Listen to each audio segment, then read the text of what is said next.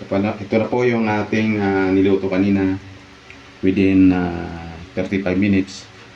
Yung tinatawag nating yung tulingan, niluto natin sa 3-in-1. Paksiw, sinaing, saka ginataang paksiw. Yan ang luto natin. Ayan o. Ayan o.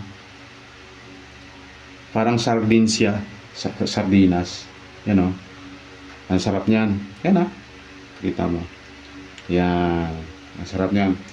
Ngayon, nilagyan ko siya ng suka.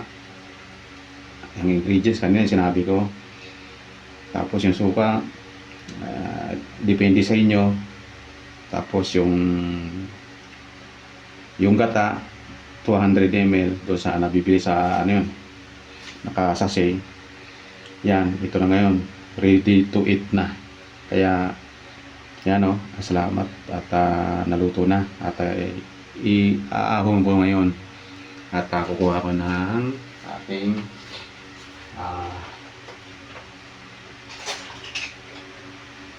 ito na.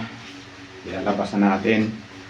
At ito'y unahin natin itong ulo. Wow. Makakain to, pati buto. Ang sarap nito. Wow. Nadurog. Wow, nadurog.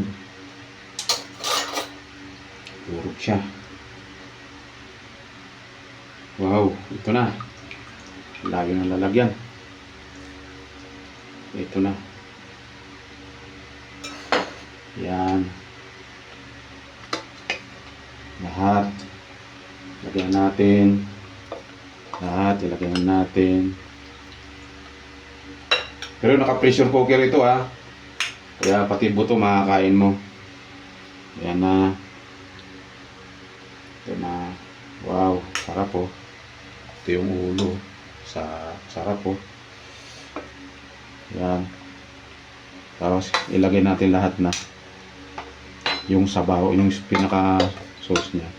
Oh, kita nyo, sarap po. Wow. Wow, sarap. Ayan na. Pinaka sauce niya, lagyan natin. Ayan na. Yan o. May olive oil yan. Ayan. Ayan, sarap po. Wow. Parang sardinas na rin siya. Yan. Ayan. Kaya, thank you. Kaya ito na ang ating pananghalian na ulam. Kaya huwag niyong kalimutan mag-subscribe. Kung may natutunan kayo rito, mag-subscribe at i-share. Thank you. Thank you.